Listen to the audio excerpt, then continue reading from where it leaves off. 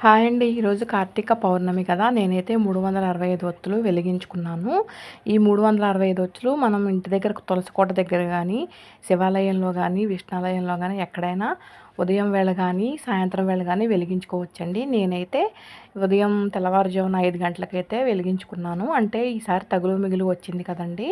ఎప్పుడూ పగలంతా ఉపవాసం ఉండి, నైట్ సాయంత్రం పూట వెలిగించుకునేదాన్ని. కాకపోతే తగులు మిగులు వచ్చిందని ఈరోజు అంటే శుక్రవారం అండి వెలిగించుకున్నాను. ఇంకా గంగాదీపం కూడా వదులుకున్నాననమాట. ముందుగా పసుపుతో అక్కడ వాటర్ అంతా జిమ్మి, పిండితో ముగ్గు పెట్టి, ఆ ముందుగా విఘ్నేశ్వరుడికి బెల్లం ముక్క పెట్టి, తర్వాత గౌరీదేవిని చేసుకున్నానండి శుక్రవారం అని చెప్పి.